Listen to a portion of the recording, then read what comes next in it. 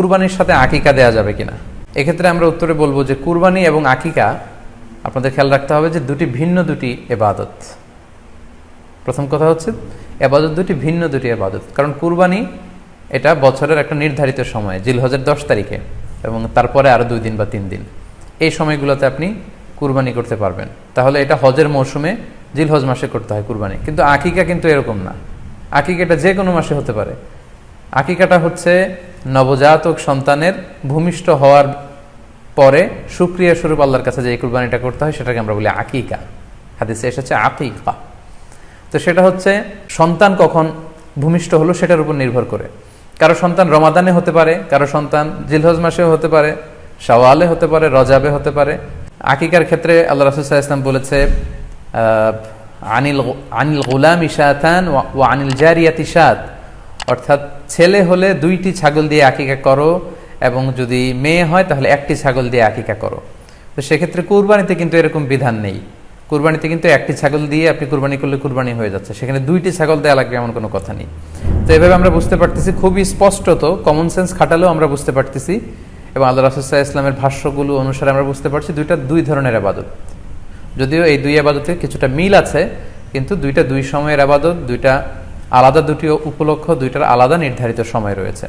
যেমন আকিকার ক্ষেত্রে সুন্নাহ হচ্ছে বাচ্চা যেদিন জন্মগ্রহণ করবে তার 7ম দিন শেষে 7 দিন পরে আপনি আকিকা করবেন। আল্লাহ রাসূল সাল্লাল্লাহু আলাইহি ওয়াসাল্লাম বলেছেন কুল্লু গুলামিন মুরতাহানুন বিআকিকাতিহি তুযবাহু আনহু ইয়াওমা সাবিহি, প্রত্যেক সন্তানের আকিকা দিতে হয় তার 7ম দিনে।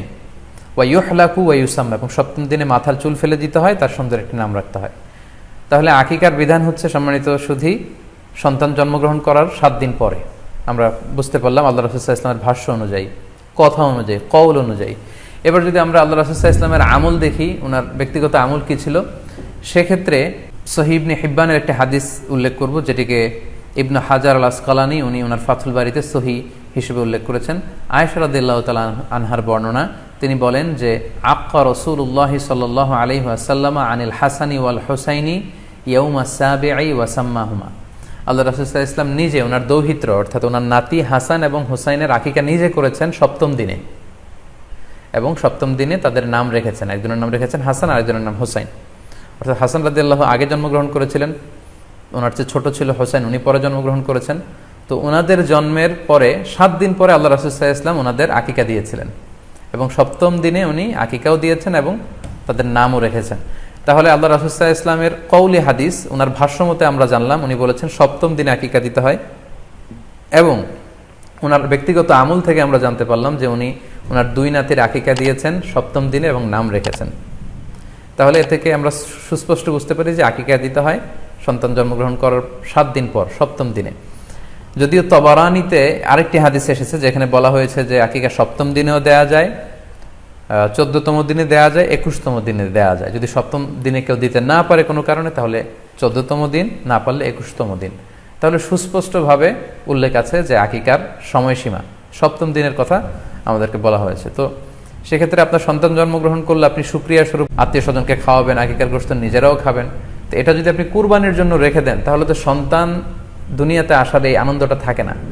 একজন যখন সন্তান পায় সে কেমন যেন আকাশের চাঁদ হাতে পায়।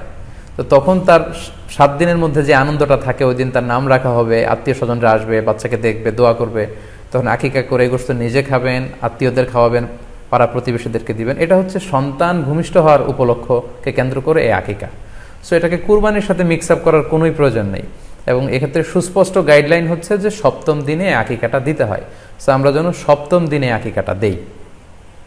তবে হ্যাঁ, এখন প্রশ্ন হচ্ছে 7ম দিনে কেউ দিতে পারেননি, 14তম দিনেও দিতে পারেননি, 21তম দিনেও দিতে পারেননি, হাতে টাকা ছিল না, সামহাও কোনো কারণে মিস করেছেন, তখন আপনি যখন সুযোগ হয় তখন করে দেন।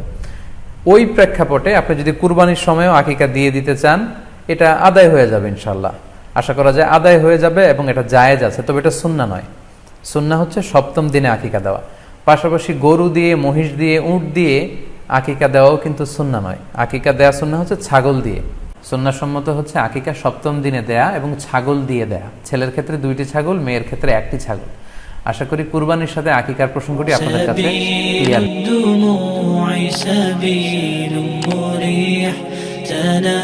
هدايا صاحي كي تستريح وبث الدعاء الخفي الصريح